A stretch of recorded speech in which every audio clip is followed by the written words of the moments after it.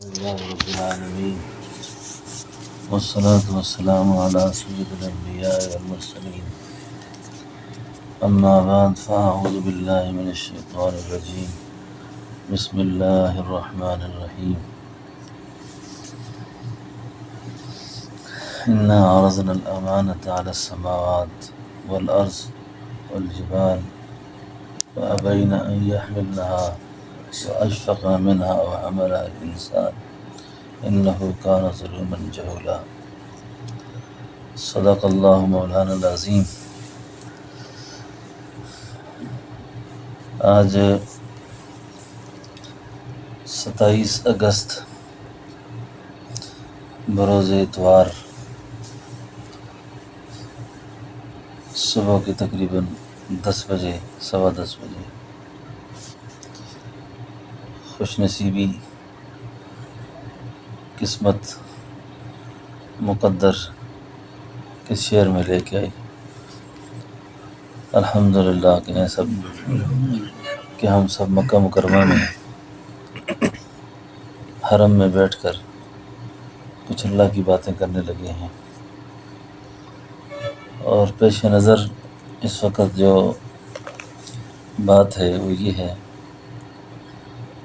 کہ یہ جو گفتگو میں بھی آپ سے عرض کرنے لگا ہوں، یہ وہ باتیں ہیں جو پیران پیر حضرت شیخ عبدالقادر جیلانی محبوب سبحانی رحمۃ اللہ علیہ نے اپنی اولاد سے کی تھی۔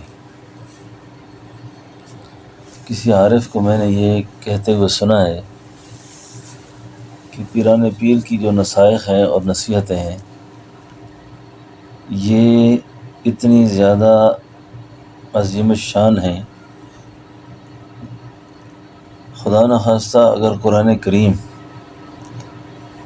پیران پیر کے نصائح کے بعد نازل ہوتا تو یہ اتنی عظیم گفتگو ہے کہ اللہ لقمان حکیم کی طرح آپ کی گفتگو کو قرآن بنا دیتا۔ یعنی جو نصیحتیں اپنے بیٹے کو حضرت لقمان حکیم نے کی تھیں، جس میں محبت اور معرفت اور تعلق مع اللہ کا ایک وسیع خزانہ موجود ہے، اسی طرح کی یہ گفتگو جو پیران پیر نے اپنی اولاد سے کی، میں نے یہ پہلے دیکھی ہوئی ہیں، اس لیے میں آپ سے بات کر رہا ہوں کہ پیران پیر کی اس گفتگو کا خلاصہ کیا ہے۔ آپ کا جو مدرسہ تھا، خانقاہ تھی، اس کا نام تھا معمورہ۔ اس مرکز میں بیٹھ کر آپ نے جو اپنی اولاد کو نصیحتیں کی، ان میں ایک زبردست گفتگو اور زبردست کلام ہے۔ سبحان اللہ، کیا شان تھی۔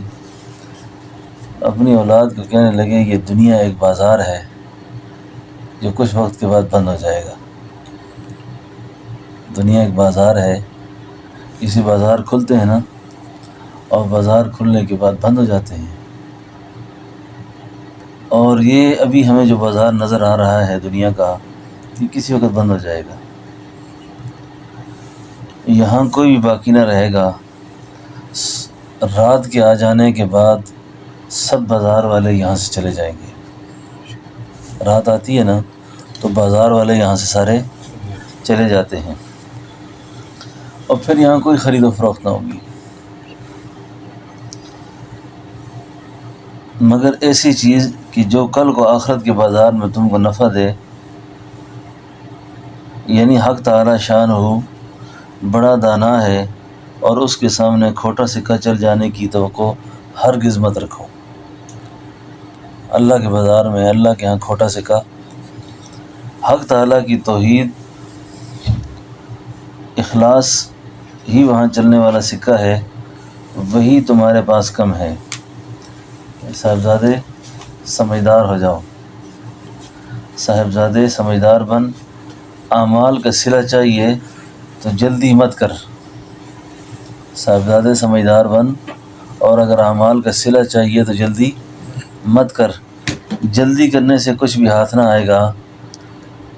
تیرا جلدی مچانے سے نہ غروب کا وقت آ سکتا ہے، تیرا جلدی مچانے سے نہ غروب کا وقت آ سکتا ہے کہ نہ صبح کا۔ پھر صابر بنا رہے اور اپنے کام میں کیوں نہیں لگا رہتا یہاں تک کہ مغرب کا وقت آ جائے؟ دیکھو میرے کہنے سے نہ صبح آئے گی نہ میرے کہنے سے شام آئے گی، اپنے کام میں لگا رہے، اپنے وقت پہ یہ ساری چیزیں آ جائیں گی۔ بات سمجھیے نا؟ اور دنیا کا بازار بند ہو کر آخرت کا بازار کھل جائے گا، اور تو اپنی مراد حاصل کرے، عاقل بن، حق تعالی اور اس کی مخلوق کے ساتھ باادب رہے، نہ مخلوق پر ظلم کر، نہ ان سے ایسی چیز کا خواہاں ہو جو بحکم تقدیر تیرے لیے ان کے پاس نہیں ہے۔ بڑا کمال، جو اللہ نے تیرے مقدر میں نہیں لکھی نا، جو اللہ نے تیرے مقدر میں نہیں لکھا اس کے پیچھے نہ دوڑ جی۔ اسی لیے ہمارے بزرگوں نے بھی یہ دعا بتائی ہے، میں اکثر یہ دعا کرتا رہتا ہوں، اپنے لیے بھی، احباب کے لیے بھی، اپنی اولاد کے لیے بھی، یا اللہ اس چیز کے پیچھے ہمیں نہ دوڑا جو ہمارا مقدر نہیں ہے۔ کئی دفعہ ایسا ہوتا ہے نا، خواہ دوڑتا رہتا ہے آدمی، یا اللہ اس چیز کے پیچھے ہمیں نہ دوڑانا جو ہمارے مقدر میں نہیں ہے، اور جو چیز اللہ تو نے ہمارا مقدر کی ہے اس کو آسانی سے ہمارے قریب کر رہے۔ بات سمجھ گیا نا؟ یہ بڑی خاص بات ہے۔ فرمایا مخلوق پر بھی ظلم نہ کر، اور نہ ایسی چیز کا خواہاں ہو جو تقدیر تیرے لیے اس کے پاس نہیں ہے۔ جب تک وکیل کے ہاتھ میں گفتگو کی اجازت کا پروانہ نہ آ جائے گفتگو درست نہیں۔ ہاں فرمان شاہی آنے پر سرکاری وکیل بن اور مخلوق کو واعظ و نصیحت کر، اس وقت تو عطائیں دیکھے گا سند سے پہلے تجھ کو ذرا بھی نہیں مل سکتا۔ حق تعالیٰ کا اذن اور فرمان ان کے قلوب میں القاء فرما دینے کے بغیر تو لوگ تجھ کو نہ ذرہ دے سکتے ہیں، نہ دیناروں کی تھیلی، نہ ہم کچھ دے سکتے ہیں، نہ ایک قطرہ۔ عاقل بن، عقل یہی ہے، عاقل بن، عقل۔ سبحان اللہ، معرفت کا سمندر بہا دیا جی، معرفت کا سمندر بہا دیا۔ یعنی ایک نقطے پر اپنی توجہ کو مرکوز رکھ، ایک جگہ پر، اور یہ ذہن بنا جو مقدر نہیں ہے نہیں ملے گا۔ اور اس وقت جو دنیا کے اندر جو فساد بپا ہے نا، یہ خوش آمدیوں کا جو مرض ہے، دنیا داروں کو خوش رکھنے کا جو مرض ہے، ایک کے پیچھے دوڑنے کا، دوسرے کے پیچھے دوڑنے، مطلب کیا ہے؟ اس سے کچھ مل جائے ہمیں۔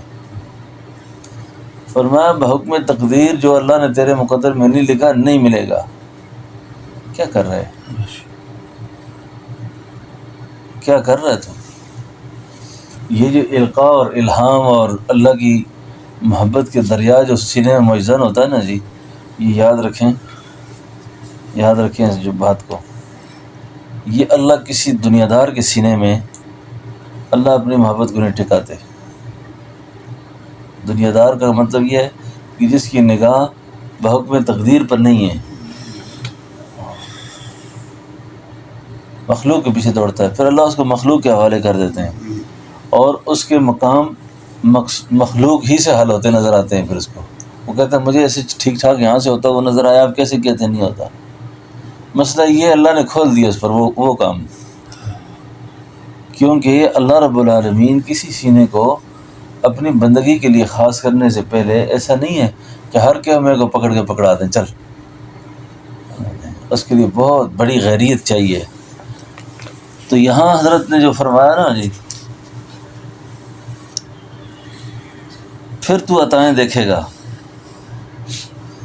پھر تو عطائیں دیکھے گا، کیونکہ رزق قسمت میں لکھا جا چکا ہے، اور جو اسی کے پاس ہے اسی کے ہاتھ میں ہے۔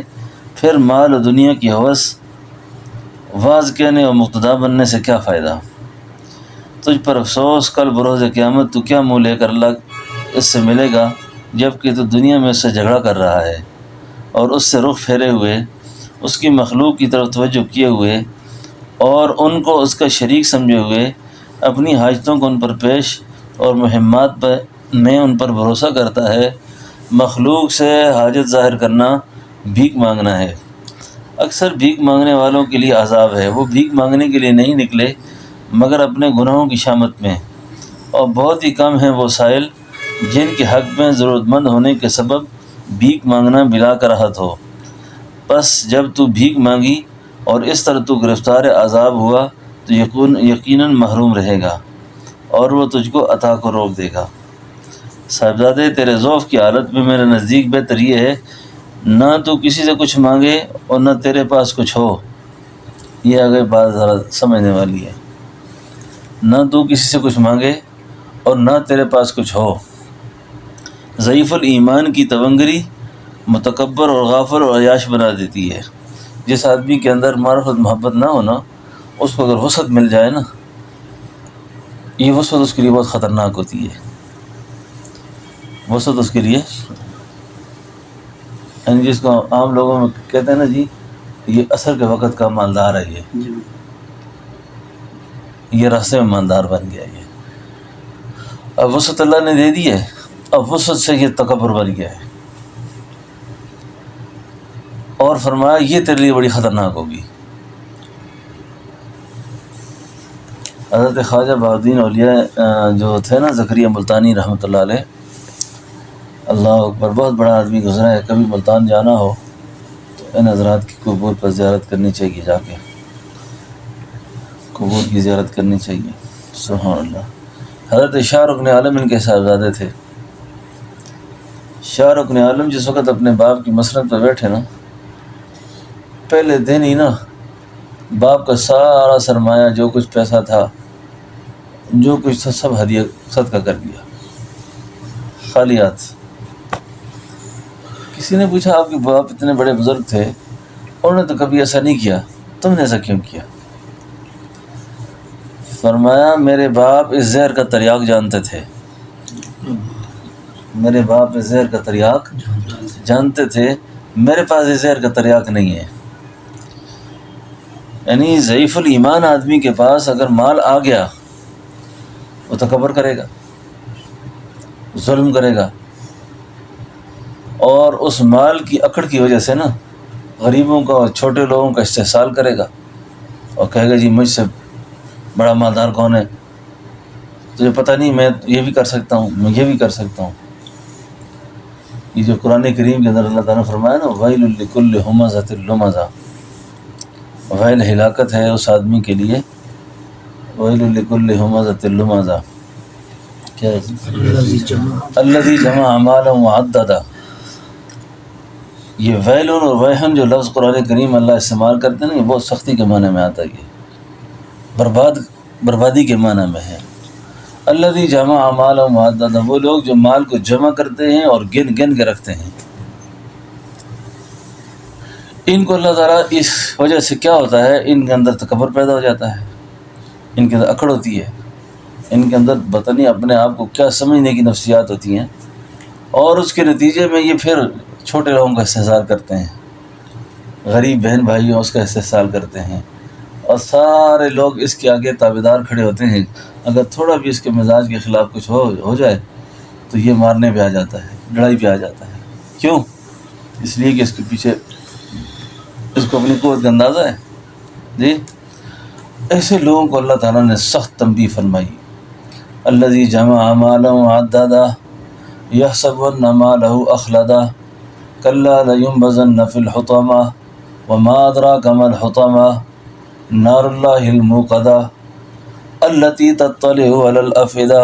یہ جو التی تطلع علی الافئدہ ہے نا، یہ اللہ اس آگ سے ڈرا رہے ہیں جو انسانوں کے دلوں پہ چڑھنے والی ہے۔ اسی فرمایا نا دنیا کی آگ کا اثر جو ہے نا وہ انسان کی جسم پر ہوتا ہے، لیکن آخرت کی آگ کا جو اثر ہوگا نا وہ سیدھے دل پر ہوگا۔ تو یہ جو تونگری ہے نا، مالداری جو ہے، ایک گناہ نعمت ہے، لیکن ایک گناہ سزا اور عذاب اس وقت بن جائے گی جب اس آدمی کے اندر ایمان کی قوت کمزور ہے، یہ خوبیوں کو، مال کو اپنا کمال سمجھتا ہے۔ یاد رکھیں اس نقطے کو، جس وقت کسی انسان نے کسی خوبی کو، کسی کمال کو اپنی طرح منسوب کیا نا، اس کے تباہ ہونے میں دیر نہیں لگی۔ کیا خیال ہے آپ سب؟ جی کسی خوبی کو، کسی کمال، جی میں ذہین تھا، میں پڑھا لکھا تھا، میں لائق فائق آدمی ہوں، اور یہ تو بے بیوقوف قسم کا آدمی ہے۔ نہیں، اگر استحقاق ہوتا نا جی، اگر آپ کو کہا جاتا کہ اس کے علم کے مطابق دیا جائے اس کو، جی اس کے نسب کے مطابق دیا جائے اور اس کی اس چیز کے پھر تو بیوقوف دنیا میں بھوکے مر جاتے سارے. اور تجربہ یہ ہوا ہے کہ بیوقوفوں کے پاس پیسہ زیادہ ہوا ہے، جو نہ سمجھیں ان کے پاس کئی گنا زیادہ پیسہ آیا ہے. تو ضعیف الایمان آدمی جو ہے نا، جس کے پاس کمزور ایمان ہے، وہ اس خوبی کو کمال سمجھ گیا ہے. اللہ عطا کا اندازہ ہی نہیں ہوا کہ یہ تو مہربانی ہے مجھ پر، فضلوں کا اندازہ نہ کر سکا کہ یہ مجھ پر اللہ کی مہربانی ہے، اور اس فضل کی وجہ سے اللہ تعالیٰ نے یہ کام چلا رکھا ہے سارا، ورنہ میرے اندر تو کوئی ایسی خوبی آئے ہے.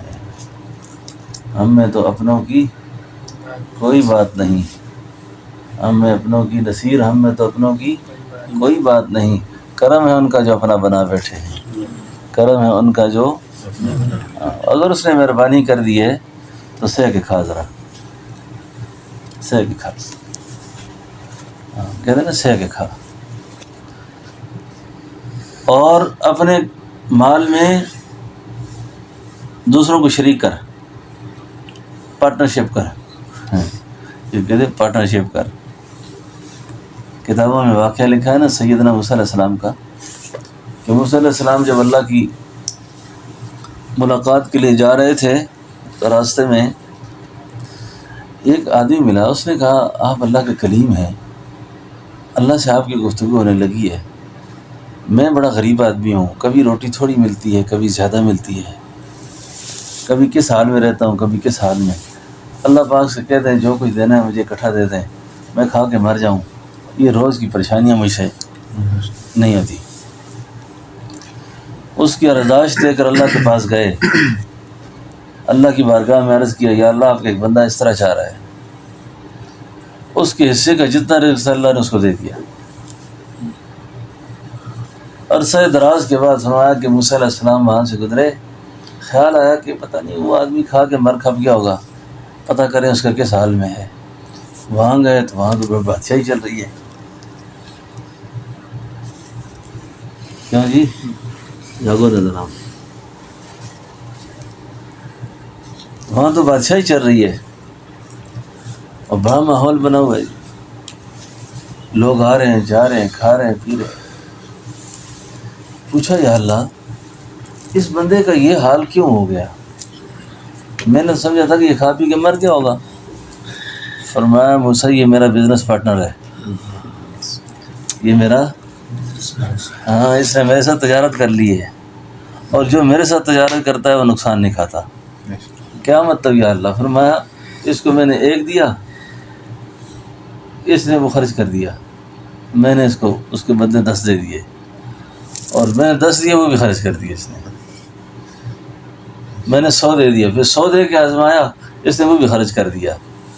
اب اس کی میرے ساتھ تجارت شروع ہو گئی ہے. اور ضعیف الایمان لوگ کیا ہوتے ہیں، کمزور لوگ کیا ہوتے ہیں، وہ یہ کیا خیال کرتے ہیں مال خرچ کیا کہیں گم نہ ہو جائے، ضائع نہ ہو جائے، اس کو کیسے سمیٹیں، اس کا کیا علاج کریں، اس کو کیسے سنبھال کے رکھیں.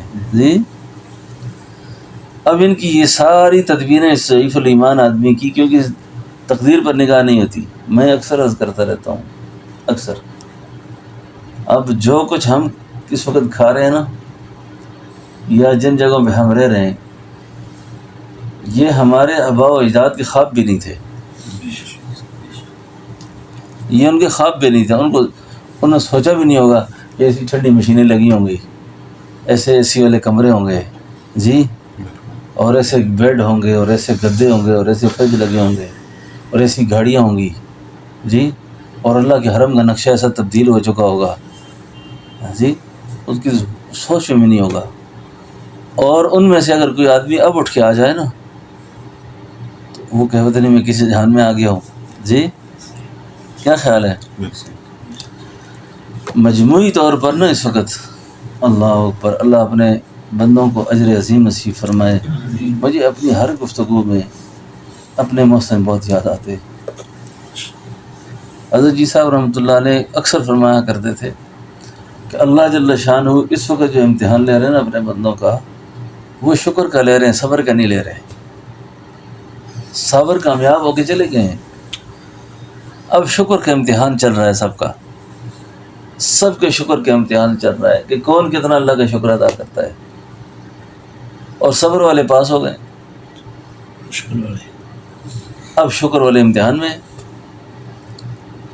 اتنا پیسہ، اتنا مال، اتنی چیزیں، اتنے نقشے حالات، گھر، سب کچھ اللہ نے دیا، سب کچھ اللہ نے دیا، لیکن اس کے باوجود عورتوں کو دیکھیں. اللہ اکبر. میں ایسی باتیں سنتا رہتا ہوں. اگر آپ میرے واٹس ایپ پہ دیکھیں نا، کئی عورتیں کہتی ہیں حضرت میرا خاوند بڑا بیوقوف ہے، بڑا بیوقوف ہے، بہت ناسمجھ آدمی ہے، یہ بڑا ناسمجھ ہے، ہاں جی، ناشکری، خاوند کی ناشکری. یہ کیا کرتا ہے، کیا کماتا ہے ہمارے لیے؟ او فلاں کی بیوی اتنے اچھے کپڑے پہن کے آتی ہے، اس نے اتنا سونا کر لیا، ایسے گھر بنا دیا اس نے کیا کیا؟ اس نے کیا کیا؟ اور مرد بھی کمزور ہے. مرد کہیں گے تو بدبخت نہ ہوتی تو میں، جب تو آئی ہے تو سارے نظام میرے خراب ہوئے ہیں. یہ دونوں غلطی پر ہیں. اچھا، یہ سارے نظام تیری وجہ سے میرے خراب ہیں، تو ایسی ہے اس وجہ سے ایسا ہو گیا. نہیں نہیں، یہ ضعیف الایمان آدمی کی بات ہے. یہ بات یاد رکھیں. یہ جو رزق کا مسئلہ ہے نا، زندگی کا مسئلہ ہے، عزت کے جو مسائل ہیں، یہ نصوص قطعیہ میں سے ہیں. ادھر ہے نا، یہ نص قطعی اللہ کی اتنے شدہ امر ہیں یہ سارے. اب اس پہ کسی کو مورد الزام ٹھہرانا ٹھیک نہیں ہے. آپ محنت کریں، کوشش کریں، کسب کریں، لیکن نتیجہ اللہ نے آپ کے پاس نہیں چھوڑا. یہ نہیں ہے کہ آپ محنت بھی نہ کریں. عمر فاروق صاحب کہیں جی میں زراعت نہیں کرتا، آلو نہیں لگاتا، لیکن آلووں کی فصل زیادہ ہو جائے. ہاں، اب میں نے فصل لگائی ہے، سبزیاں، فصلیں ڈبل ہو جائیں. نہیں، اسی لیے بزرگوں کے باتوں میں بڑی خیر ہوتی ہے. ایک عارف نے لکھا سبب کا انکار جہالت ہے، سبب کا انکار اور سبب پر مدار رکھنا گمراہی ہے. ایک آدمی سبب اختیار نہیں کرتا، سبب اختیار نہیں کرتا، کہتے میرے مسئلے حل ہو جائیں. یہ اللہ کی سنت نہیں ہے، یہ اللہ کی سنت نہیں ہے. سبب کا انکار کر دیتا ہے اور پھر کہتا ہے ہو جائے سارا کچھ، اللہ چاہے تو کیوں نہیں ہو سکتا. لیکن ہے یہ جہالت. اختیار کیا، ہوا نہیں، اور جی کیوں نہیں ہوا، پھر یہ گمراہی ہے بھائی. اس کی منشا نہیں ہے، اس کی مرضی نہیں ہے. ہاں جی، تو یہ جو بات ہے نا جی، یہ بڑی خاص سمجھنے والی بات ہے. ضعیف الایمان آدمی جو ہوتا ہے نا، اس کو اگر کوئی چیز مل جائے نا، اللہ اللہ اللہ، کسی کمزور صفت آدمی کو اللہ تعالیٰ کوئی بڑی چیز دے دینا، تو بس اس کو پھر سنبھالنا بھی بڑا مشکل ہوتا ہے، اس کو سنبھالنا بڑا مشکل ہوتا ہے. تونگری متکبر بناتی ہے، غافل بنا دیتی ہے، عیاش بنا دیتی ہے، آدمی کو عیاش بنا دیتی ہے. کیونکہ اس نے پہلے کچھ دیکھا نہیں تھا، اب جب اچانک دیکھا ہے نا، اب اس کو سمجھ نہیں آ رہی میں کیا کروں. بات سمجھ گیا نا؟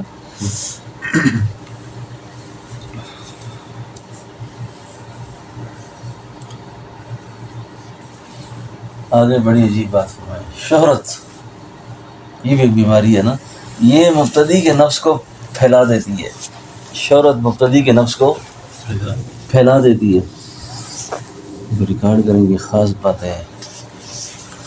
مبتدی جو ہوتا ہے نا، شہرت اس کے نفس کو پھیلا دیتی ہے.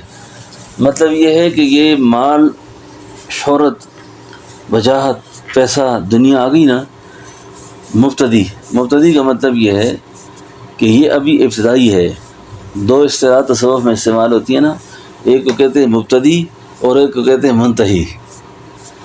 یہ جو مبتدی اور منتہی ہوتے ہیں، ان کے ظاہری احوال ایک جیسے ہوتے ہیں، ظاہری باتیں ایک جیسی ہوتی ہیں. یعنی یوں سمجھیں کہ ایک دریا کے اس پار کھڑا ہے اور ایک اس پار. اوپر سے آگے سہیل صاحب، انہوں نے دیکھا کہ بھائی شاید یہ جو ہے نا بندہ، یہ کراس کر کے گیا یہاں تک، ادھر بیٹھنے سوچ رہا ہے وہ کراس کر کے یہاں آیا ہے، ان میں سے ایک نے کراس کیا اور ایک نے کراس نہیں کیا. بس سمجھ گیا. اب یہ جو مبتدی ہے نا، یہ تھوڑی پی کے بھی بہک جائے گا، اور منتہی جو ہوتا ہے سمندر پی جاتا ہے ڈکار نہیں مارتا نا. بات سمجھ گئے. یہ تصوف کی ایک خاص اصطلاح ہے مبتدی. اور اب مبتدی جو ہے اس کے پاس آ گیا پیسہ، اس کے پاس آئی شہرت، اس نے تو تباہی مچا دی.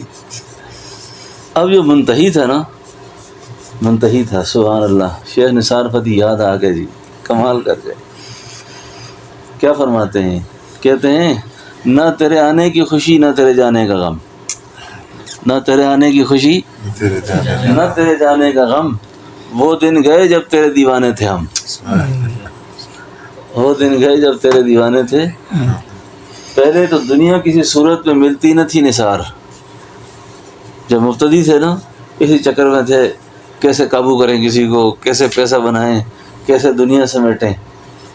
پہلے تو دنیا کسی صورت میں ملتی نہ تھی نثار، اب ملتی ہے تو ہم ہنس کے گزر جاتے ہیں. اب ملتی ہے تو ہم ہنس کے گزر جاتے ہیں، اب ملتی ہے تو ہم ہنس کے گزر جاتے ہیں، اب ملتی ہے تو ہم ہنس کے گزر جاتے ہیں.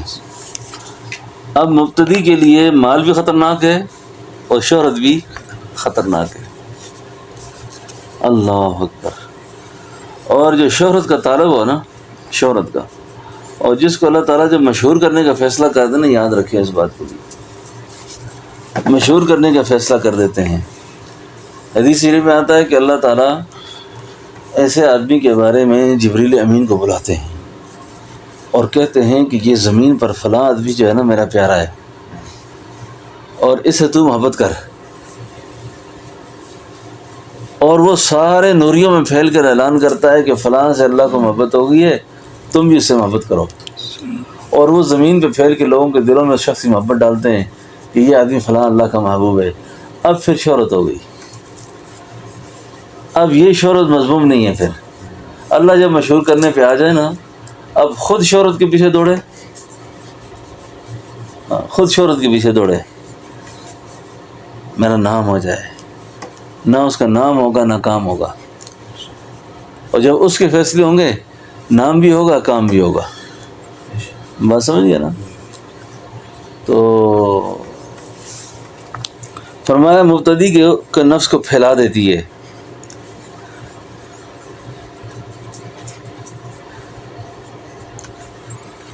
فرمایا صاحبزادے جب تیرے پاس اسلام ہی نہ ہوگا، ایمان بھی نہ ہوگا. جب ایمان نہ ہوگا تو ایقان بھی نہ ہوگا، یقین. اور جب ایقان نہ ہوگا تو اللہ کی معرفت نہ ہوگی، اور نہ اس کی واقفیت. یہ درجات و طبقات یکے و دیگرے حاصل ہوتے ہیں. جب تیرا اسلام درست ہو جائے گا، فرما برداری درست ہو جائے گی، تو اپنی تمام حالتوں میں حدود شریعت کی حفاظت اور اس کی پابندی کے ساتھ جملہ امور کو حق کے حوالے کر دینے والا بن. اپنا اور دوسروں کا معاملہ سب اس کے حوالے کر. نیز اس کی مخلوق کے ساتھ حسن ادب رکھ. نہ اپنے نفس پہ ظلم کر، نہ کسی دوسرے پر. ظلم دنیا اور آخرت میں ظلمتوں کا مجموعہ ہے. ظلم دل کو تاریک کرتا ہے اور چہرہ و نامہ اعمال کو سیاہ کرتا ہے. اور نہ ظلم کر، نہ ظلم کرنے والوں کی احانت کر، کیونکہ رسول اللہ صلی اللہ علیہ وسلم نے ارشاد فرمایا، قیامت کے دن ایک ندا دینے والا فرشتہ ندا دے گا، کہاں ہیں ظلم کرنے والے؟ کہاں ہیں جنہوں نے ظالموں کے لیے قلم بنایا تھا؟ کہاں ہیں جنہوں نے ظالموں کے لیے دوات گول دی تھی؟ ان سب کو جمع کرو اور آگ کے صندوق میں رکھ دو. مخلوق سے بھاگ اور کوشش کر نہ تو مظلوم بنے اور نہ ظالم، کیونکہ مظلومیت بھی بعض دفعہ مخلوق سے شکوہ اور شکایت یا فکر و انتقام کی وجہ سے معصیت کا سبب بن جاتی ہے. اگر تو اس سے ہو سکے تو صابر مظلوم بن، ظالم مت بن. اور حق تعالیٰ کی مدد معلوم کے لیے محسوس ہے، خصوصاً اس کو مخلوق میں مددگار نصیب نہ ہو. رسول اللہ صلی اللہ علیہ وسلم سے روایت ہے کہ آپ نے فرمایا، جب کسی ایسے شخص پر ظلم ہوتا ہو جس کا بجز حق تعالیٰ کے کوئی مددگار نہ ہو، تو حق تعالیٰ فرماتے ہیں کہ میں ضرور بس ضرور تیری مدد کروں گا. اگرچہ کسی مسئلہ سے کچھ وقت کے بعد. صبر کرنا سبب ہے نصرت اور عفت و عزت کا۔ یا اللہ ہم تجھ سے سوال کرتے ہیں کہ تیرے ساتھ صابر رہنے کا، اور تجھ سے سوال کرتے ہیں پرہیزگاری کا اور کفالت کا اور سب سے فارغ البالی کا، اور تیرے ساتھ مشغول رہنے کا اور تیرے درمیان سے پردے اٹھ جانے کا۔ صاحبو اپنے اور اس کے درمیان مخلوق کے واسطوں کو اٹھا دو، اپنے اور اس کے درمیان سے مخلوق کے واسطوں کو اٹھا دو، کیونکہ تمہارا ان واسطوں کے ساتھ پڑا رہنا ہوس ہی ہوس ہے۔ حکومت و سلطنت، تونگری و عزت بجز حق تعالیٰ کے کسی کے لیے بھی نہیں ہے۔ یہ کمال ملفوظات اور ارشادات ہیں جی، انسان کے اندر کو جھنجھوڑ کے رکھتی ہے ساری بات، ساری ٹھیک ٹھاک ہو جاتا ہے آدمی۔ کیا خیال ہے عمر فاروق صاحب؟ جی